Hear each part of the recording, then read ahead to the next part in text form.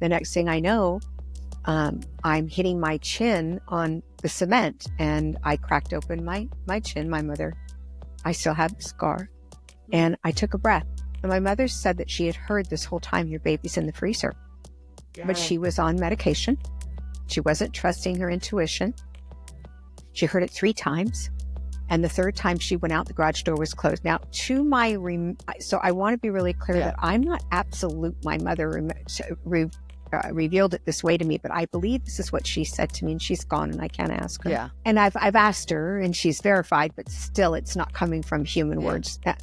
And she said she saw the garage door closed and she thought, Susie can't open this. And she was going to turn around, but she just felt it. And I remember saying to her from the other side, Mommy, I'm in the freezer.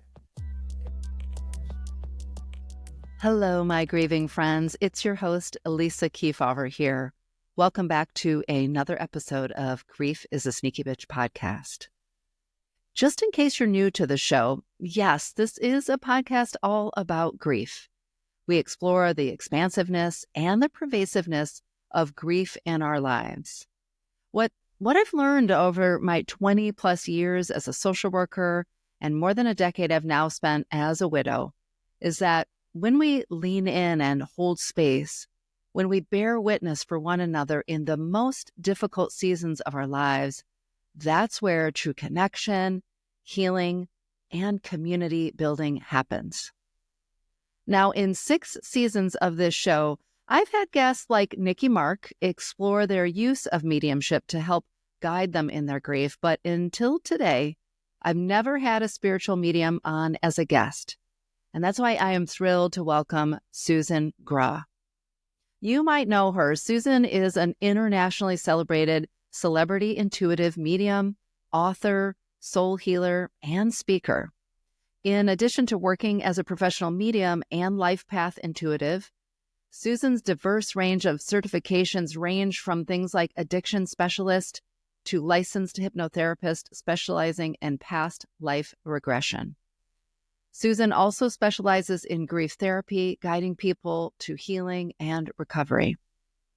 Now, in this episode, we discuss Susan's new and remarkable book, Infinite Life, Infinite Lessons, which is a deep dive into the soul's journey, offering insights into healing from grief and the afterlife. Susan shares her early memories of trauma and loss and the profound impact of her near-death experience.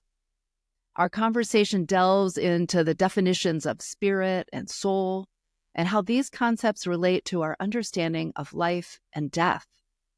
Susan explains what she's experienced and learned about the spiritual connections that persist beyond death, the role of angels and guides, and the importance of being present in our lives.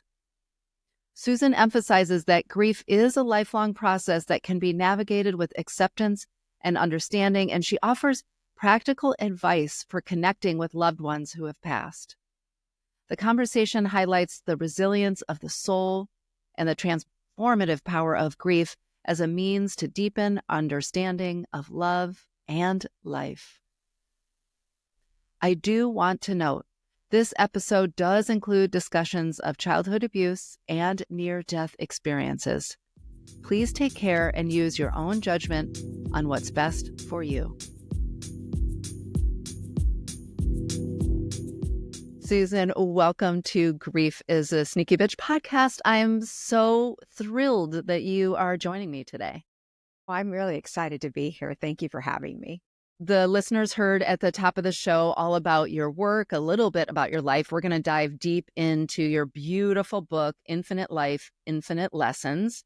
Wisdom from the spirit world on living, dying, and the in-between. And if you're watching us on YouTube, here's this beautiful book. And also, you can tell people who are watching, I've got some notes tabbed and some questions, and just so grateful to have you on the show today. And as we were talking a little bit off air, I can't believe I'm into season 6 of the show. And this is the first time I'm having a medium as a guest on the show. I've certainly had folks on the show over the years talk about their experience connecting with the spirit world and their loved ones and working with mediums. But I know we're going to learn so much together, the audience and I today. And I'm just grateful for you to be sharing your wisdom with us. Yeah. I Thank you. appreciate that. This is Yeah. fun. Yeah. So listeners know, and I'm not sure if you've had a chance to listen to my show before, but one of the things I'm on a mission to do is help us to unpack our grief beliefs. Those are the sets of beliefs that we learn through culture, starting in our early childhood, often. The grief beliefs that some of which serve us, but many of which unfortunately don't serve us when grief finds its way into our lives. And so I ask each guest at the beginning of the show, which I have since the beginning, to help us think about an early, maybe the early or earliest memory of loss in your life. It could be a death loss, or it could be some other kind of loss of relationship. And how were the adults in your life modeling grief? And what do you think that taught you back then about what grief, I always use air quotes, should or shouldn't look like? So can you think of an early loss, and what did you learn about grief from that I think experience? my greatest loss was after having the experience in the freezer, which, I Yeah. know we'll be talking about, Yeah. I wasn't believed. And I feel like that created a lot of grief in me. I didn't fit. And my family understood, but I mean, out in the world, even as a little girl, I was different. And so I didn't fit. And that created a tremendous amount of grief inside of me because I felt like I was normal.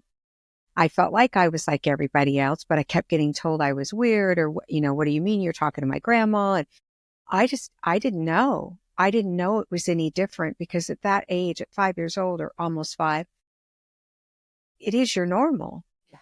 Yeah. And I think that went on throughout my journey. And for me, learning to be in acceptance of who I am is what shifted that. But as a child, it's really hard to do because you go by what everyone else thinks of you. And we are taught and trained that way. So my grief was pretty heavy and I didn't ever feel like I fit in the world at all. I always wanted to heal everything. And I was just so codependent, so needing of love. And I didn't know how to receive that, or I didn't go in places or be with people who would offer that to me. So I would always go to the people who couldn't give me love. So that's where my grief started. The, first grief of a loss in my family was my Nana, and I was actually a teenager. And that was when she came to visit me. I found out she passed, but that was probably my hardest grief. But I had lost a friend previous to that died by suicide. And that was another one. I was about 16 years old. Yeah. And, so And there's a in lot these of them in there. losses, there are a lot of losses, and we're definitely going to revisit, the near-death experience at 5 and talk a little bit about that. I'm curious to know whether it was the grief over sort of not fitting in. That's maybe too simple of a way to say it, but to not feeling accepted, and even maybe the loss of your Nana and your friend in the culture of your family or around you. Did we talk about the people? Was it kind of a move on, let's not talk about it? What was the culture you learned about expression of your grief and what was okay or not? I don't think it was even it was natural. It wasn't like, let's move on and not talk about it. Nobody talked about it. It was the normal way of things. So it was so implicit. It was just, that was just how it was. That was Yeah. it. I don't recall anyone saying to me, not a good way to pass or, Nana loved you. Nothing was really said, to be honest. Now, we talked a little bit about, of course, what happened to me in that freezer, but my mother had this gift, so she wasn't about to allow me to talk about it because she had been institutionalized for a couple of weeks because of it, and she was medicated because of it. In those days, they gave women Valium, and that was that. Yeah. You're hysterical and yeah. Yeah, exactly. And so I didn't talk a lot about that, but I had a tremendous amount of fears as a little girl. I remember never feeling secure and always being afraid. Yeah. Afraid of the dark, afraid of what I was hearing and seeing, afraid of death, afraid of my mother dying. But I will tell you that probably the first understanding of grief was when I was about 7 years old, right in there, maybe 6. Our friend's mother got cancer and she passed away, and I was with her when she passed. And I wasn't supposed to be with her. My brothers and sisters went to be with their daughter, and my mom said, don't let her go in there, keep her out. Well, they loved me wanting to go in there, and I wanted to. And they got to go play and do their thing. And I was sitting with her and I was having a full conversation with her. And we were talking about the afterlife. And she was telling me, I'm ready to go and I'm okay. And she died a couple of days later. But having said that, what happened in that room was a really powerful experience. Coming home, telling my mom about it, she said, baby, she was in a coma. She wasn't talking to you. Mm. And so it was pushed away. She passed away and I was in devastation because I thought I'd had this conversation with her and I didn't know what was wrong with me. And nobody talked to me after that about it. Yeah. But I kept feeling like my mommy's going to leave me. Yeah. And I didn't know how to put that together that, I'm going to see her in spirit, but I thought this would happen to my mommy. Yeah. So that was probably the most impactful loss as a child. And nobody talked about it. We went to the celebration of life, which they called funerals then. And I don't recall anyone. Yeah. No. And my mom never went further with that. Like, why were you having this conversation? And you recall her responding to you because she knew. Yeah, because your mom, we're going to talk about that because your mom had the same gift, although she chose because she was sort of taught by culture, this isn't okay. But I want to just name for the audience, I think this experience, not maybe the spiritual experiences or the beginnings of your mediumship experiences, but the experience of having and facing a loss and having the people in your life just not talk about it.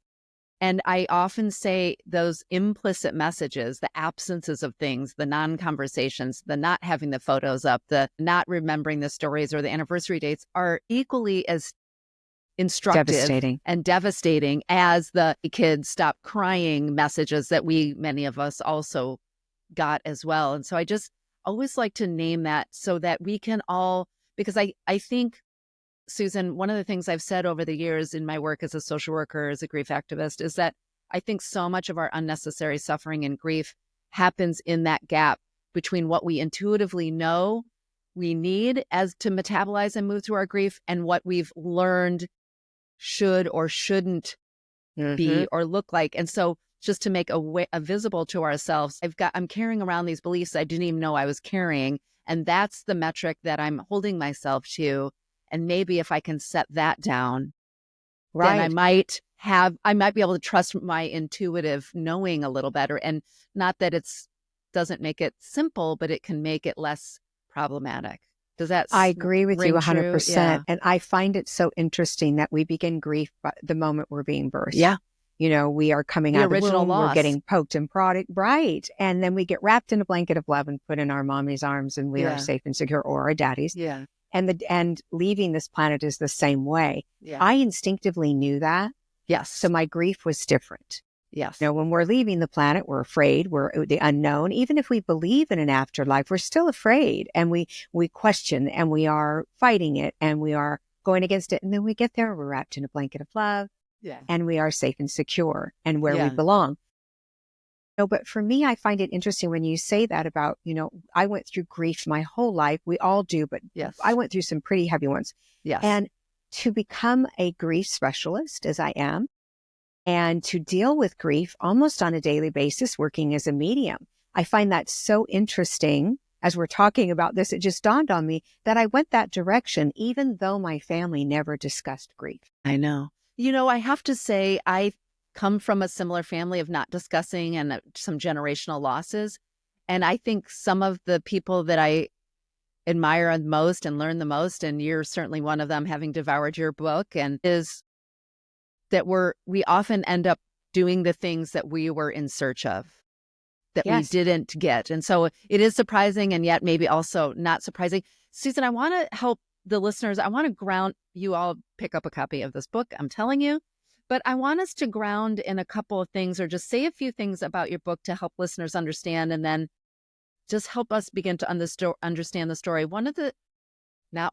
Many of the things that I appreciated about this book, again, we were talking off air as a kindred spirits, is you made the choice to talk about some really of your own experiences navigating trauma, the loss of multiple family members and friends, death by suicide, your own abuse as a child and surviving that, which I think helps put into context. One, we're always modeling what we talk about and don't talk about. And I think it's really powerful that you share that and giving all of us permission to name those things. One of the other things I appreciate about the book so much is at the end of each chapter, you offer us a pause. And I've been talking for so many years now, and I did the same thing in my book about we're in this information overload world, and we are not giving ourselves permission to pause and integrate.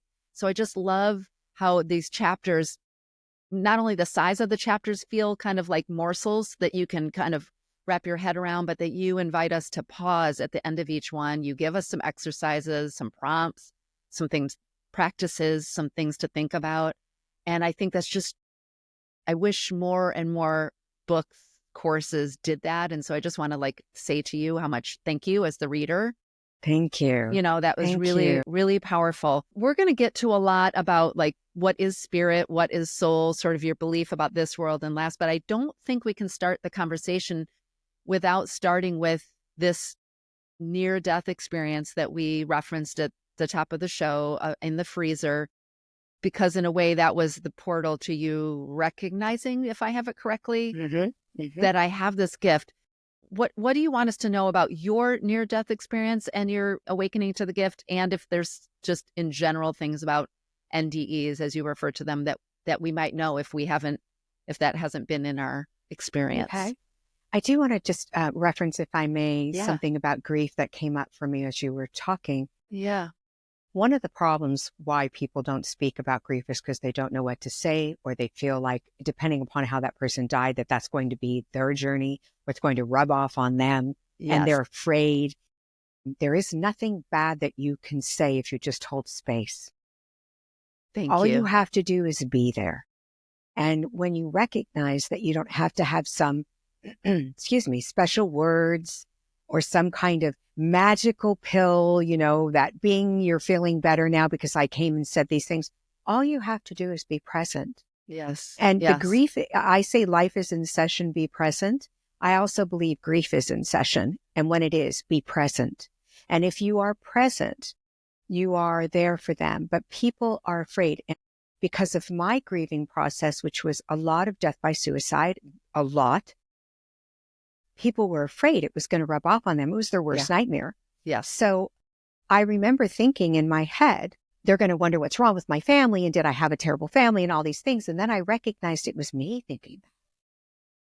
It was my lack of being able to discuss my grief and my pain and feeling safe. It was nothing about other people. So one suggestion, understand that, but also understanding that coming to people with love is all they need. That's it. You don't have to be special about it. There's nothing you got to figure out, and it's not going to rub off on you. I just want to say that.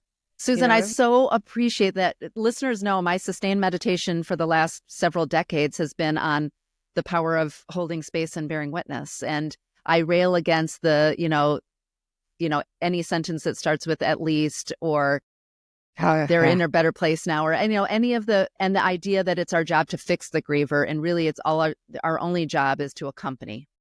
Yes, it's to accompany. But that contagion idea it's cyclical or reinforcing, because when we don't talk about it, then we think it's a contagion and so on and so forth. So I appreciate you, as you put into context your own story, reminding the listeners of this importance, including, as you said, I think about this often when I'm working with somebody who's experienced death by suicide, as the case with you, or when they've lost a child. Like these scenarios, when it's sort of our quote unquote worst nightmare, we just cause so much harm by further isolating them, by not saying the thing or by saying the cliche. And so, can we just I hold space? That's it. Right. I did hospice work. And when I was doing that, I would work with the families, and they would say to me, nobody wants to talk about it. My mom's only, 30, or my mom, whatever the age was, my mom's only 50, and she's leaving me, and nobody wants to talk about it to me. And it's almost like it's taboo. Yeah. Yeah. And I tell, them, I say, people can't read your mind. So, please tell them. And then I tell the other people who are joining in to have those conversations with their loved one, trying to be supportive, not to fear it, and to be present. And again, there's no special way you have to do it. Our vulnerability connects us. It doesn't distance us. And I think we've been taught that our vulnerability can break us. Of course, we have to be vulnerable in a safe container with the right people. I'm not saying that we can't be harmed in our real, true vulnerability. Anyway, sorry, they love talking about their, I know we can go on forever. I know, I love this topic, but I appreciate you specifically because of what you do for a living, really reminding us that all of us here are both grievers and grief supporters multiple times over the course of our lives. And so it's incumbent upon us in this journey, in these meat suits, as I call it, in this time on earth, for us to learn how to show up and accompany the other, because that's also how we accompany ourselves when we walk that walk. Absolutely. I love that. Love that. Yeah. So going back to your question about the NDE, I apologize. I digressed. I do that often when something's still there and I know I need to say it. So what happened to me is I was playing with some boys and they told me that if I got in the freezer that I could play fort with them. And they were a little bit older. And so I climbed up in the freezer. It was in the garage. They opened the garage door. I was not big enough to open it and we weren't allowed in there. But I wanted to play so bad. And the freezer wasn't plugged in. But as a little child, I was not really aware of what that meant. Really, I truly wasn't. I mean, I knew, but I didn't. So I'm in hopes. I'm climbing up in that freezer. There's going to be popsicles. I'm facing inwards. They closed the freezer door on me. And in those days, you couldn't get out. And children were dying everywhere from these freezers. And I remember I thought I was in on a game with them. I heard the thud of the garage and I knew. Now, the garage was at a distance from our house. It was separated with a workstation and fencing and then our land and then the house. And to me, it was really far. But when I went back and looked at the house, it wasn't so far. You know how that is. Yes. Yeah. And I started screaming and I couldn't stop. And my mother likened it to cats in heat when they're mating. It's a very high-pitched sound, and that's the sound of terror. It's also the sound of grief when we get a call. So it's very similar. And so I was in this experience of screaming and I heard stop screaming and I didn't. And then I saw these three lights and I saw this beautiful light say, Susie, stop screaming. We're going to get your mommy. And I kind of felt like they were saying, but first, but that's not what they said. But then I was just pulled and I don't remember looking back at my body like a lot of people do. I don't remember that. I remember being at the bottom of a stairway and I was looking up and it was cracked and old. And I'm going to explain this as an adult. Yes. So I want people to understand that I didn't understand all this as a child, but I can now. Yeah. So it was like a Greco-Roman room. It had pillars and they were cracked and it had an open ceiling and it was a circle. And I knew somehow inside this room, up those stairs, I needed to get because there was some kind of important well or hole. And the minute I thought it, I was there on the edge of this well. And I saw movement and it was people talking and it was one consciousness. And I didn't know that then, but I'm very clear on it now. And I could see it moving like DNA and it was words. And I found it to be prayers. And that's what I liken it to. I heard, my mommy's, sick. She's not going to live. Please help her. I want a new car. My dad won't let me have one. I'm turning 16. Can I please? I don't want the old car he wants to give me. It's a beater. Please, God, make him give me a new car. Those kind of things. I was hearing all of it. And it was one journey, one consciousness. And I looked over at these beautiful light beams, what I call my angels. And I said, where am I? Because I had no clue. And they said, you're in the room of heart's desires. And I thought, wow, because I'm thinking I'm going to pray for what I want, which was candy and cookies and the donuts, And I said, do you answer all those? I was excited. Do you answer all these? And they said, no, Susie, sometimes what people desire the most isn't good for them. And I didn't like it. My mom had said that to me when just because you want it doesn't make it good for you. And so I really reacted to that in kind of a, shocked way, like, wow, I don't like that. I'm little. I can feel me. It's me. I'm not an adult in that space. I'm still me. Yeah. I think when you're going to come back, you remain yourself completely. And they know that. They know what you're going to do. And so I didn't have any dark lessons that I wanted to ask them about because I didn't know what happened to me in my neighborhood was dark. I had no clue. That being that pedophiles in the neighborhood had gotten their hands on me. I'll say it that way. Yeah. Yeah. I had no clue that that was dark. I thought that was normal. So I didn't have anything to ask them, but they ended up going into a little bit of detail about that, which I don't go into detail about. Yeah. So then I looked in front of me and I saw this road. I called it the Yellow Brick Road because I'd seen The Wizard of Oz, and people ask me, how do you remember this so well? And I say, do you remember anything impactful in your life as a child? Yeah, well, I remember that better than my adult, right? Yeah. You remember Exactly. seeing The Wizard of Oz and the ruby slippers and the witch and what she had on her head and the Tin Man and what he had on his head and the courage for the Flying time. monkeys and Yeah, we remember it all. It had an impact on me that way. Yeah. And that's what they wanted. Yeah. I can't tell you why. I just know I remembered it that way. And I saw this beautiful golden road, and they explained to me about pavers and that we are not the pavers of our path, they are. And I don't want to spend the whole time, it's in my book, No. Yes. but I do want to say that one of the things they said to me that I'll never forget is what you run from chases you and what you try to control controls you. And I tried to control everything my whole life. I didn't listen one little bit. I had a human experience. Yeah. I was going to say, welcome to the human community. Yeah. But as I'm older now, I'm recognizing, you know what? I know that everything I try to control, I can't get my mind off of, and it's completely controlling me. Even if it's I want someone to like me and they don't want to, I'm trying to control that. So I have to let go and allow. And that includes grief. I have to let go and allow. Grief decides when it is going to move through you. You don't decide when you're going to move through it. And the more we resist or push away, the more it's going to follow our persists. controls. Yeah. Yeah. Yeah. Yeah. So coming back from this whole experience, I saw the room of knowledge where we make contracts. I call them rooms. They weren't rooms, but I don't know how else to describe it. Right. Yeah. I saw companions. I saw pure love. I felt it to the depths of my soul. I've never felt it here ever again. Complete unconditional love. I was everything and I was nothing and I was perfect in every way, indescribable. And then I went to the water. They told me I was leaving, and just to fast forward. And I thought they meant I'm going in the water to get clean for my mom because I was sitting in a field when that happened. It was like a beam from source. I could see source on a hill, and it was like a beam of love. It's not even love. It's so beyond that. It's so beyond that. We can't describe it. And then I thought, oh, they're going to clean up, but that's not what they meant. They were telling me about how we're birthed and that we go through water and how we return to the earth through water.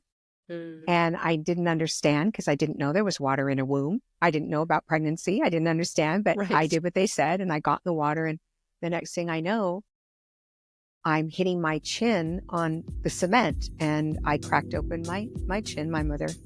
I still have the scar. When we come back, Susan explains the intuition her mother had and how she knows that she was able to communicate with her, which resulted in her mother saving her life.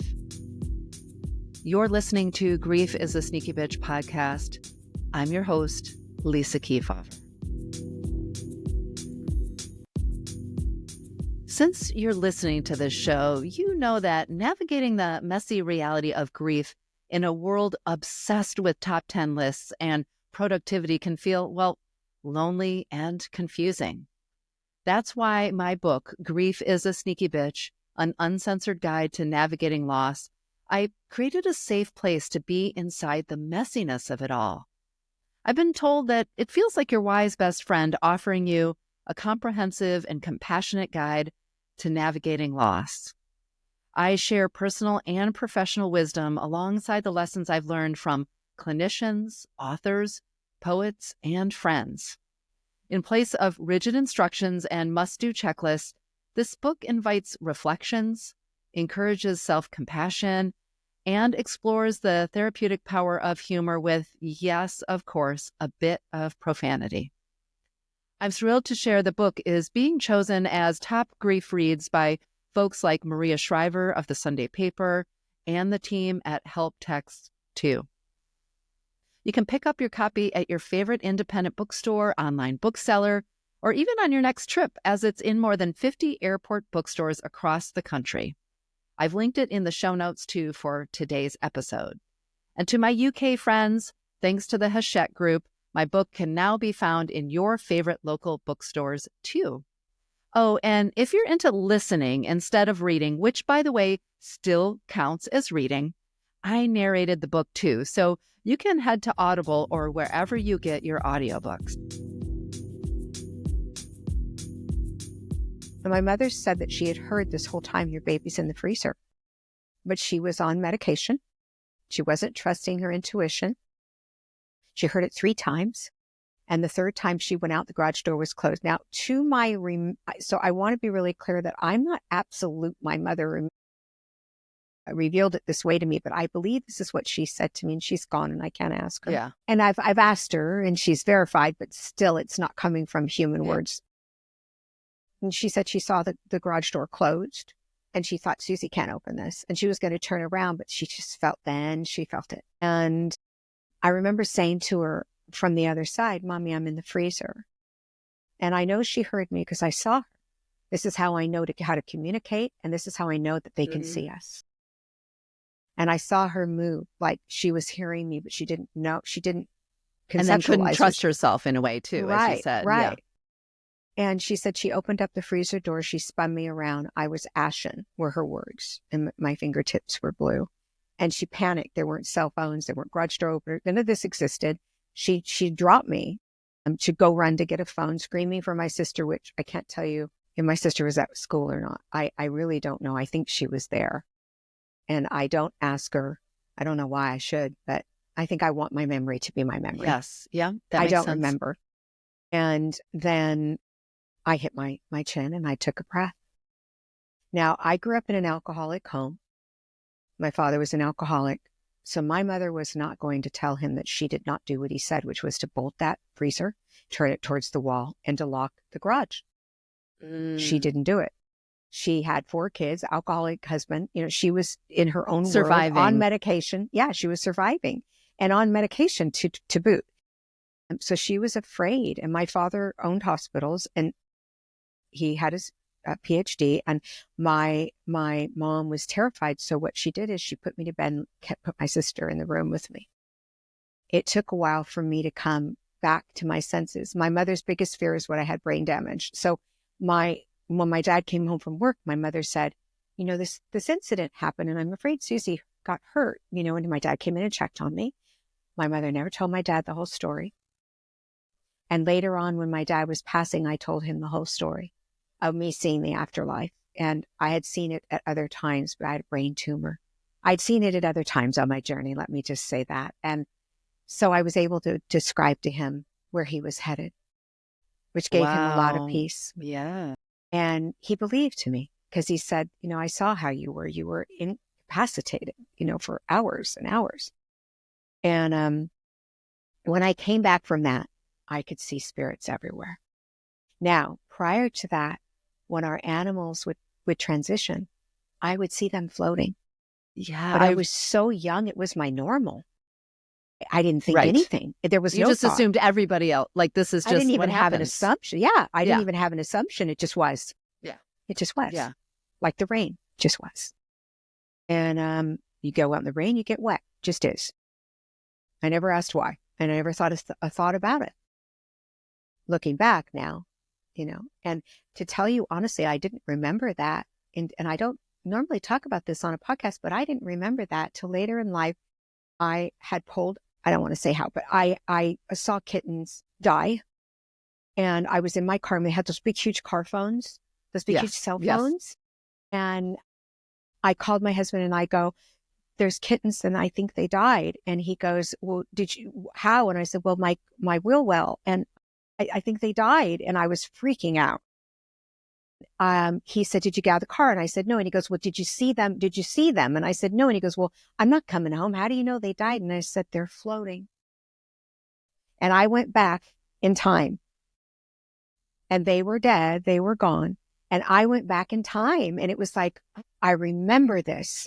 That's how I knew. So it wasn't that I was seeing animals all my life, when they would cross. That wasn't Right. what it was. I just had seen them when I was little, and then it became humans. Yeah. Or Yeah. spirits, human Yes. spirits. Yeah. They were humans to me. Well, wow, that's so powerful, Susan. Thank you for walking us through that story. And I say all the time on this show, I want to be creating a platform where we talk about the hard things, where we bring to light the things that happen to so many of us, because part of our suffering is because we think it's just us. And yet I don't want us to be in the sort of Kardashian real world, just voyeuristic way. And so I appreciate in the book, and even just as you told us a little bit of your story, one of the traumas that you went through, because as you referred to, there was also abuse in the neighborhood. And I think it's so important to name, what's happened to us, to give other people permission. And as I heard you tell that story, that you had this connection, the near-death experience allowed you to see a fuller, the room of heart's desires, and the yellow, as you're calling it in, sort of human Mm-hmm. names, the yellow brick road, but that this was a gift, a capacity that you had even before that. That was a sort of just a pivotal moment that sort of began to open your eyes to that. I want us to ground some folks listening probably might be mediums. They maybe been to mediums. They understand this, but I want us to dive into some of the beautiful ways in which you help us understand how to understand our time here on Earth, the Earth School, as you refer to it. But I think it's important because words get thrown around so much in our culture, to just help us understand when you speak of spirit and soul, can you ground us in some Absolutely. basic definitions as you see them, just so we can all be on the same page? And yeah. And I love that, because even in my book, I say capital S is Yes, a deity. exactly. And a Versus small spirit. S is our loved ones. Exactly. So And did then you hear we have that? guides. So capital S is spirit, it's source, however we think of source, Mm-hmm. God, sometimes we use Mm-hmm. that word. And spirit is our Loved ones. loved Spirits ones. Spirits is our are loved loved ones. ones and entities that Yes. are around. So when I say I saw spirit, Yes. that is Singular. very much, Gotcha. yes. Yes. But I saw spirits my whole life, so I have to tell you, I thought they were the boogeyman when I was little. And even as Yeah. a young adult, sometimes I felt that way. Yeah. And I would cover my head and say, go away, go away, go away. When my brother passed away, he came to me 3 days in a row. He died on my birthday. He died by suicide on my birthday. And my first brother, and he came to me 3 days in a row, and go away, go away, go away. Yeah. I had Yeah. no idea. I thought he was there to hurt me. I didn't even know it was him. Mhm. And then the last day is when I had a very profound experience that, I almost hesitate to share. You can't hear my dog. I'm so sorry. Do you want to pause for just a moment? Yes, yes. Yeah, let's do it. It's okay. I have noise cancellation on. Why isn't I that know. working? Let me close my door and hope that she stops. I'm so sorry. Don't worry about it. Usually it can't be heard. So when my brother passed away, I saw him, 3 days in a row. And then the last thing that happened was he was standing by the side of my bed, and I go away, go away. I heard him calling my name. He used to call me Susan. That's what he'd do. So I heard that, and I ran up the stairs as fast as I could, jumped in bed with my husband, covered myself. I was so freaked out by it. And because I didn't know. And you would think I would. I was a medium, but I didn't know. And, you can't conceptualize the loss of loved ones. Like, you just No. can't. Yeah. Until it's in your face. And maybe you don't want to. Right?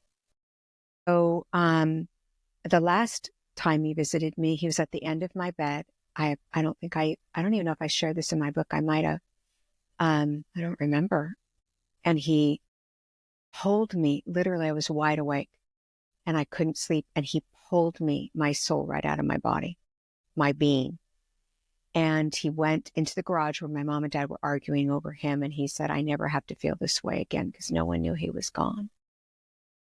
And I thought, this is weird. And I go, Terry, and then he ended up taking me back to the yellow brick road. And I watched these angels that were by him, and they were all greeting people, and they were saying, good job. You're so brave. And I thought, they love us. They really love us. And he showed me some experiences again. And I remember looking at him and saying, Terry, have you seen God? I wanted to know. And he said, I've got to leave now. And I said, wait, have you seen God? And he goes, I have to go, but I'll be back to help you with your gifts. You're going to help a lot of people with your loss. And he came back, and mediums see him all the time. And especially when I'm teaching, and I'm a teacher of the metaphysical arts, and people tell me, I see a man, and they describe him. I mean, he's so strong. He helps me teach, Beautiful. And then I saw him turn around. It makes me think of Michael Jackson when he walks on that path that lights up. That's what it makes me think of. But it was more than that. It was, he turned into the light and then walked into that. And I asked him as he was leaving, what does that mean? And he said, we are the light. You never have to ask yourself if you'll be the light. You are. Well, I was just like, wow, behave accordingly. Yeah. That's what I said to myself when I came back, behave accordingly. I didn't always do that. I wasn't a perfect being. Again, because you're also here in this human suit and a part of this world. So we have spirit, the God, sort of the singular God or this entity. We have spirits who are our loved ones. You refer often in the book, and I think in your work, I imagine, to angels. Are they just other spirits not related to us? How do we think about angels, or how do you think about angels? I know that angels have never touched this planet. Okay. They could not be pure. Angels are pure love. So this is how I saw them. They were like beings. I didn't see wings, but their light shines so far out from the being that they are that it looks like it. Gotcha. It's as though they've opened their arms and you just see light 3 feet in every direction. They are so powerful, and they are pure love. Guides, on the other hand, have had this journey with us. I want to say that. Okay. And they're going to tell you like it is. So when you hear that thing like, oh, Susie, why'd you do that? Why'd you say that? Why'd you, that's them. Don't turn down that street. What are you thinking? Don't get mad at that person or flip them off because they cut you off. Have grace. They're going to really direct those things voices at you. Yeah. Yes. Behave. And I hear a lot from them. Behave accordingly. Yeah. And I never stopped hearing that throughout my life. And are those not necessarily our spirits, the people who are connected to us? Our guides are not necessarily. The guides are connected to us. Yes. Yes. So There's in somebody... the room of knowledge, which people call the Akashic records, I don't relate to that. Although I understand it, I don't relate to that word. In the room of knowledge, they showed me guides, staying behind. And they had lived the journey, and they knew the journey, so they could help guide us on it. Because if you haven't been here on this planet, right, it's so opposite of there that you would never be able to guide anyone. You wouldn't know what the experiences would be, because we are here for the experiential part of life. If I told you all about the ocean, but you had never seen it, tasted it, rolled in the waves, felt the salt air, walked in the sand, you wouldn't really know it. And so we are here for the experience of holding our baby in our arms. This what you call the meat suit, this human body does miraculous things. It heals us. It holds love in it. We can literally pick up our babies and hold them close to us. And whenever they're in need, we can make love. We can fall in love. We can get married. We can dance. We can do things that, we do spiritually up there, but we are a different type of spirit. We are not a human body. So we want to come here. If I told you, if you came here, you would feel the gamut of every emotion, love to its highest degree, children, babies, marriage, all of those things to the highest degree, but you would also have to feel darkness. Would you turn it down? Because I wouldn't. Right. Exactly. Yeah, no, that's so powerful. And even just in your introduction, I have so many questions. We're going to spend some time here. I'm going to take a beat. I'm already thinking about all the questions I want to make sure we have time for. But that description that you had about us, this time that we have, and I know maybe we'll talk next about Earth being a school, like that our time here is. But I think that having the context, as you were just saying, if you didn't know what the ocean was like, felt like, how would you describe it? And in your introduction, if you don't mind me reading back your own words to you, you you sort of give us that, like, we need to see the earth shows us maybe some of the dark so that we can see the light. It's having that context. You said, think about it like the stars backdropped by the black of space. If there were no outer space dark, we wouldn't see their heavenly light, and we wouldn't even know they existed. Similarly, in the spirit world, it is all love and light. We come to earth, this world of duality, to learn how bright we truly are. It may be difficult to believe if you're prone to feeling the weight of this imperfect world deeply, but the truth is our souls want to be here because they understand that we need the contrast to really know what we're made of. I know, just having you read it back to me, I go, wow, I can't believe I know Spirit wrote that. Yeah. You know, when I am reading this book, like you, I've gone through many griefs and traumas and losses over my life. And of course, I couldn't help but think of my husband who passed 13 years ago. But when you have that download from Spirit around understanding that even the darkness in this world is here to teach us about the lightness and the love that our souls experience long past, again, this earthly suit, how might an early griever grasp onto that when the weight of the darkness feels so present? You won't. Yeah. Not as an early griever. Yeah. Your job is to grieve, not to look at it as something positive or something right, not that helped you. Or, thank you. You know, we don't want to spiritually bypass grief. That's why I asked you that question, because we're so looking for that quick fix, which of course we are, because we're in pain, you know? Well, we're scared of grief. And that's why I tell people we grieve our whole lives, but grief is in charge. And we have to accept that. When we come back, Susan goes on to explore the role we have in relationship with our grief and explains what going to a medium does and doesn't do for the grieving person. I'm your host, Lisa Keefauver. You're listening to Grief is a Sneaky Bitch podcast.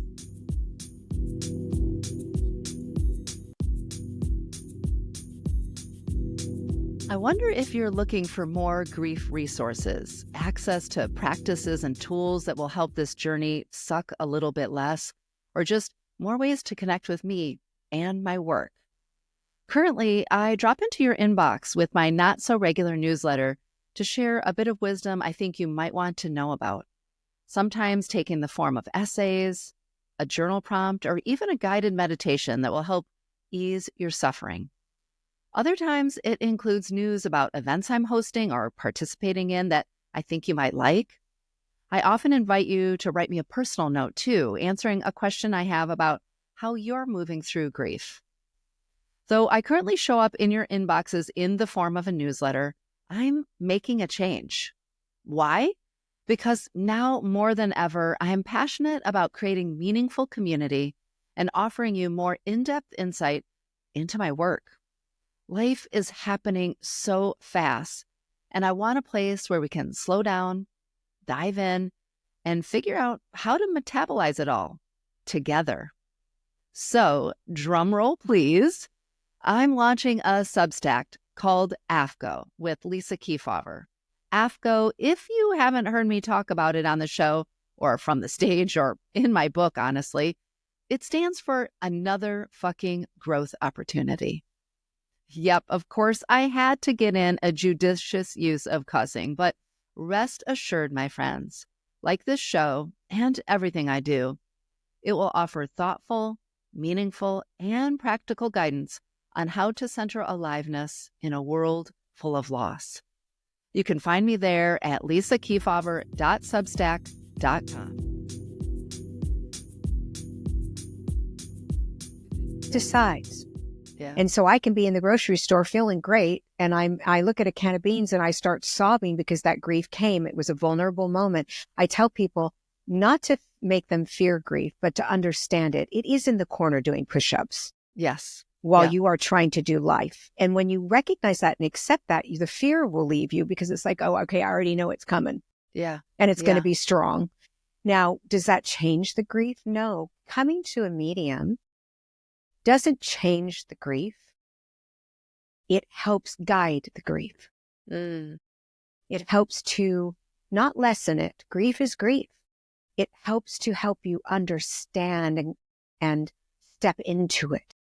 I was just And about to know, say that sort of turning towards is how I think yes, about that, those invitations as I because you read your can't book. not. I'm here to tell you, you can run all you want, but it will chase you. And at some point, you have to turn into it. When, Pema Chodron wrote a book, When Things Fall Apart. I love her. Reread it probably 10 times. Yeah. One Okay, of my you know how favorites. she talks about stepping into the problem, stepping into the Yes. pain. Yeah. That is where the answer lies. It does not lie outside of you. It's an inside job. Yeah. And that's what they told me. It's an inside job. I stay with that. And I've heard that throughout my life from people. When I've been broken and in pain, I've had people like I attend a program, for people who grew up with alcoholism and addiction. We don't talk about it on the air, but as I was working, that I remember people saying to me, it's an inside job. Yeah. And I'd Yeah. go, wow, how brilliant of you. That's what I would think in my head, because that's what I knew and heard, not of me, of them, Yes. to remind Yeah. me of that. We are reminded about what we know to be true in the afterlife. On this plane, through our loved ones, through our experiences, we are reminded of the truth.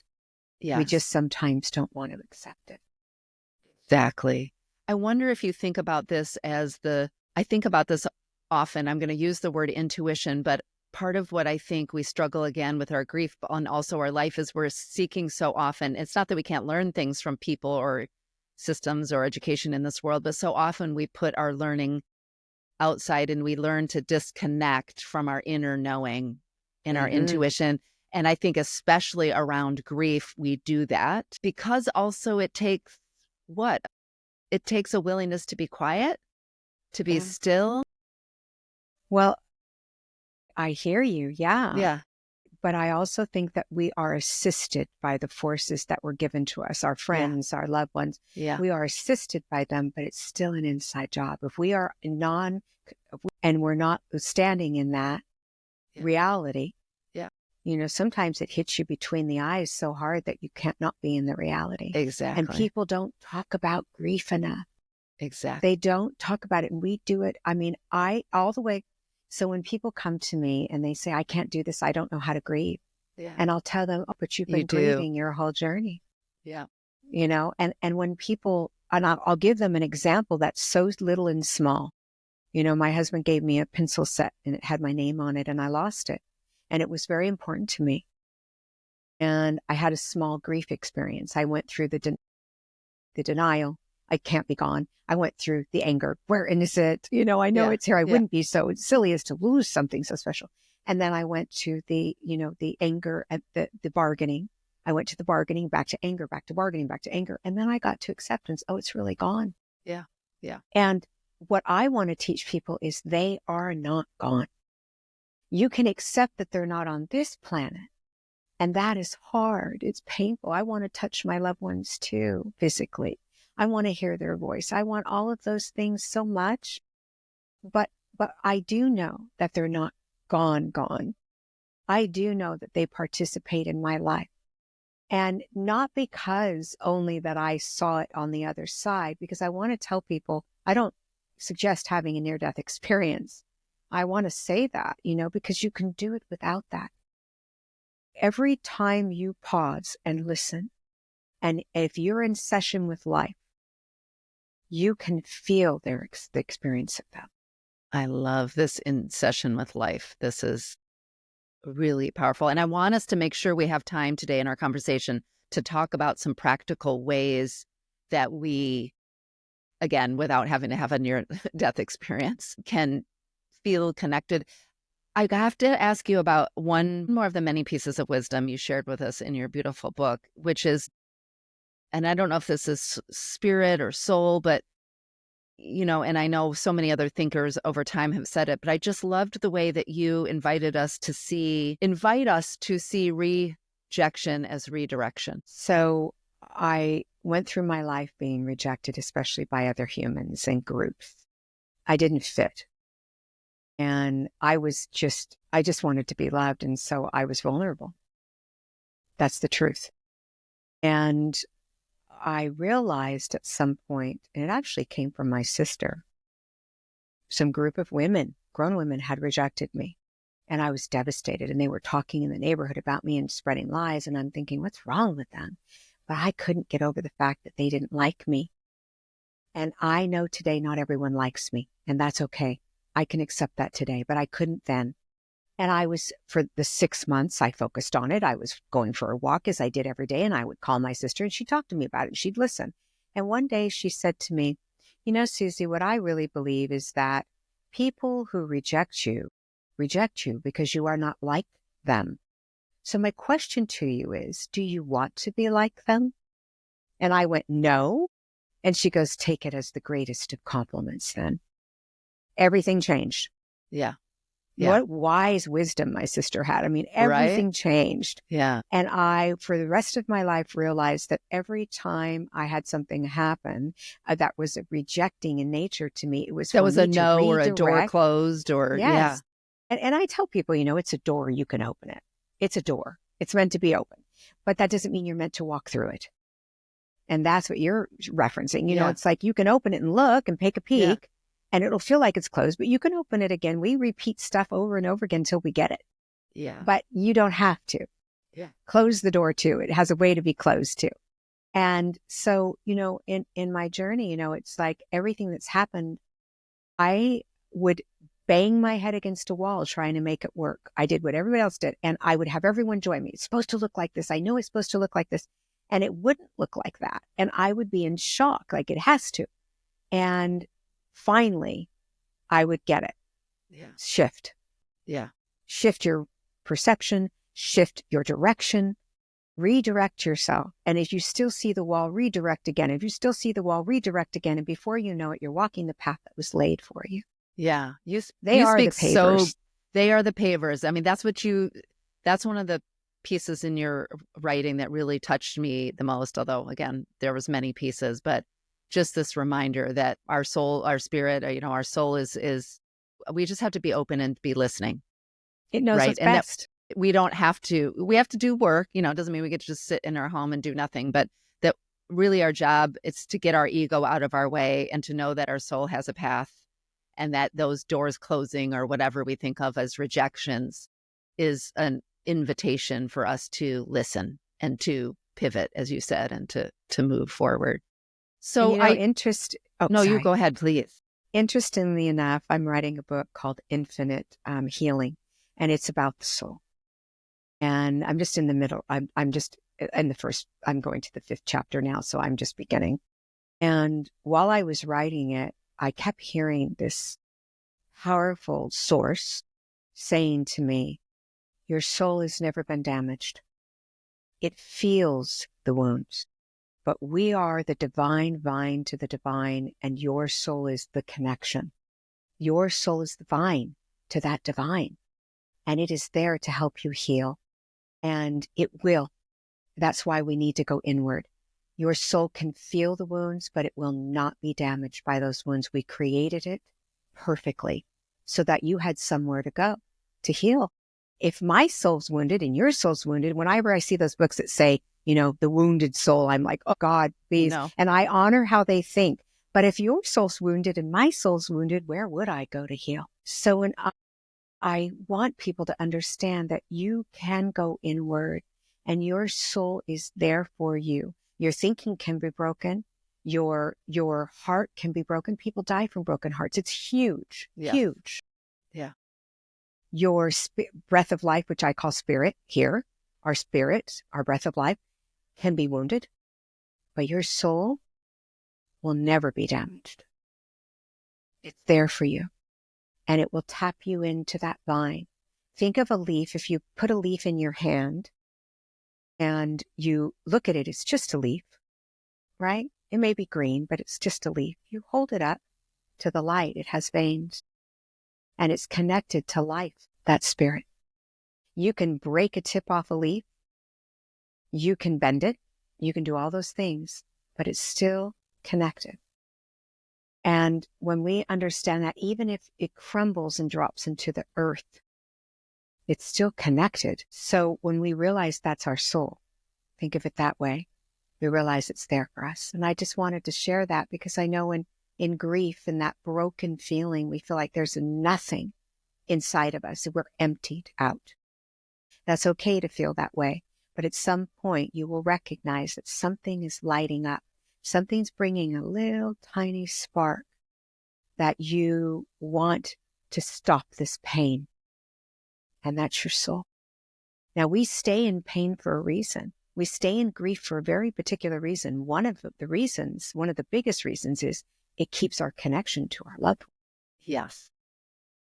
So in that connection, if we let go of the grief, we feel like we're letting go of them. That's why grief remains with us throughout our journey. It's a new normal, a new way. I will never not grieve my mom. I just grieve in a different way than I did in the beginning. It is, I think of it in the language of like it gets metabolized. Or I love that. I mean, I was not the first person to think of it, so I'm not sure where I heard it first, but grief remains, or another metaphor I often use is in the beginning, it's our whole story and eventually it becomes a part of our story. So it's Yes. not that it has to go away and that our connection to our grief can still be our connection to our person, but it's not going to look or feel the same way 5 years as it does, 5 days.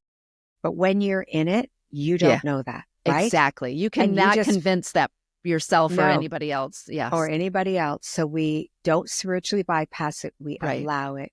Yeah. And we let go and allow it. And when we stop trying to control it, we start to move through it. Yeah. So But that in the gets me to that beginning- practices question. Like, how do you help? How do we as non-mediums in the world, how do we as grievers, wherever we are on our grief journey, practice this way of connecting with soul, connecting with spirits? What? First of all, talking. Yeah. Okay.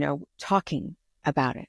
People are afraid to talk about other people's loved ones that passed. And I'm here to tell you that we love talking. Yes. It keeps us connected. It makes us laugh, brings us reminders. I need to stop for 1 second. Excuse me. This cold is getting me. No, you're fine. I'm trying really hard to have my voice clear. Well, you sound lovely. Thank you. Okay.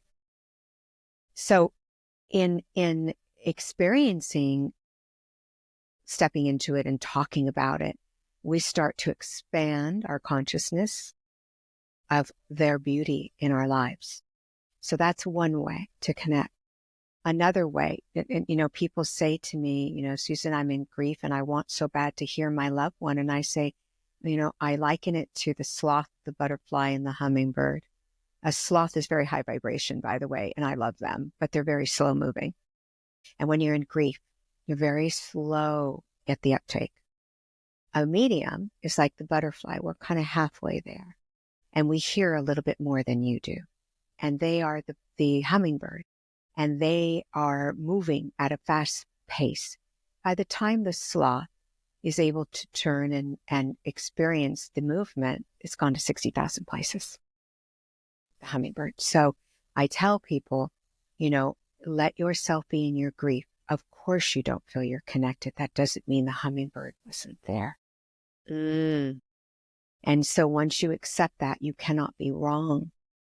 And so I ask people, they say to me, well, I think I hear something in my head, but I think it's just what I think they'd say. And I'd say, believe it, trust it, and allow it. Just thank them. Even if you're wrong, because they go, what if I'm wrong? I go, what if you're right? And even if you're wrong, what you've said to them is you're going to listen in that way. And once you've told them you're going to listen in that way, guess what? They're going to come in that way.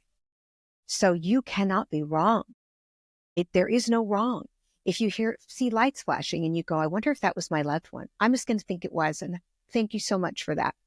And it wasn't. Let's say it wasn't. Maybe your light bulb was going out and you realize that later. You've just told them that you're going to watch in that way. So they're going to come flash your lights. I promise you. So you cannot be wrong. And when you recognize that that connection helps you heal grief, it helps you process the grief, it is a new way of looking at it. But to have the expectation that the sloth is going to chase after the hummingbird is completely unacceptable expectation. It's not going to happen. Darn it. I know. I think we wish it to be. Again, coming back to thinking about practices as we begin to close the conversation, when you think about the lessons, as I said at the beginning of our conversation, how you invited us each time to pause, to get still, to be in reflection mode, to maybe cultivate or create a message that we want to say to our spirits, or a mantra that we want to say to ourselves. Is there a daily practice that you practice yourself, or you think of as Yes. you work with people that might be something accessible to us? Yes. So when you're in projection, you are not present. So I'm going to ask people to be where their feet are. So literally, you want to speak to your loved one, come back to where your feet are. My feet are on a little cushion. I'm barefoot because I love to be barefoot. I have on gray pants. I'm right where I am right now. When I do that, I am present with everything that's going on around me, including this conversation. It's when we start to look outward into projection that we lose our presence of the now. So I'm going to ask them to, when they start to go out, because you will, your mind just does that. It plays those tricks on us, and when you start to do that, I'm going to ask you to say, where are my feet? And come back to, literally come back to where your feet are, and you'll find that you're then in the now. A perfect example of that would be when my students come to me the first time. I have flowers on my way to my office, and they have to go upstairs, and they come and they sit down, and I say, what color were the flowers when you were coming in? And they'll all just drop their jaw. I wasn't looking. I was, busy thinking, and I was nervous, and I don't know what's going to happen in this room. And I said, life's in session, be present. You missed their visitation. And that's okay, because they're going to keep coming. Yeah. But if you're not present, you're going to miss it. They came with you to my office. Did you know that? No. I go, exactly. So let's talk about the ways that you can shift that. And that's what I do when I teach. So I'm asking you, the people on here that are listening, think about the ways that you can shift that. I love that. Shift or arrive. I call it an arriving here. That's how I start my sessions with individuals, or sometimes from the stage, an arriving practice. Like, how do we arrive here? And to your point, it's okay that we project into the future or ruminate in the past, but our intuition, our knowing, and as you're explaining it, our spirit, our guidance is we're only able to see it, access it when we're where our feet are. Yeah. And I tell people breath work is very helpful, and dance, movement. And nobody wants to dance when they're sad. Who wants to do that? But I want you to think of it as a therapeutic thing, not an excitement. I'm dancing, having a great time. I want people to view that as a therapeutic way of releasing emotion. And you'll find as that's happening, you're becoming present in your body, and you're beginning that grief cycle. You're releasing the grief. You're crying. You're experiencing strong emotion, which is what we need to do to begin the movement through it. Yeah, that's what soul needs, I would imagine. Susan, I think this could be a 2-hour conversation, but I want to just pause for today. Maybe we'll have a part 2 another time. I would love that. Thank you so much for writing your beautiful book, Infinite Life, Infinite Lessons. I'm going to drop the link in the show notes for this episode today, and you can watch our conversation on YouTube as well when the episode drops. But thank you, Susan, so much for your candor, for your vulnerability, for your guidance, for your wisdom, for helping so many of us, I think, see another path, another way to be with our loved ones, to metabolize our grief, to remember that life's in session. I love it. Thank you. Thank you so much. This was wonderful. I hope you learned as much as I did from this powerful conversation with Susan Grau. Now, on a personal note, I want to thank Susan for inspiring me to keep finding ways to be in contact with my late husband, Eric. Now, over the past 13 years, I've spoken to him often, both out loud and in my imagination. This has been especially true in times of big celebrations, like when our daughter graduated high school, or during periods of hardship and fear, like navigating cancer over these past 2 years. But since my conversation with Susan, I've included speaking to him as a part of my daily morning meditation practice and it's felt so good. I'm curious what your practice is around communicating with your loved ones. Have you ever worked with a medium like Susan? What was your experience like? You can always share by dropping me a note at info@lisakeefauver.com. But in fact, these are the kinds of prompts or questions I'll be asking in the community I'm creating over on Substack. So don't forget to sign up at lisakeefauver.substack.com. And don't forget to look for video clips of our conversation on social media at Lisa Keefauver MSW, or thank you to those of you who are watching the full video conversation here on my YouTube channel at Lisa Keefauver MSW. If you learned something from our conversation today, it would mean the world to us if you would do a few simple things. One, just share the episode with another griever who might just need it too. And if you do it on socials, don't forget to tag me. 2, make sure you're subscribed to the show wherever you listen or watch so that you don't miss the next episode when it drops. And while you're there, please consider leaving a 5-star rating and writing a review. You can do it on Apple Podcasts or here on YouTube. It's simple, I promise. You go to the show page, click all 5 stars, then click the pen icon and write why you love the show or what you've learned. Okay, my grieving friends, remember that yes, grief is a sneaky bitch, but don't worry, I've got your back. Until next time, I see you, I hear you, and I'm holding you in my heart.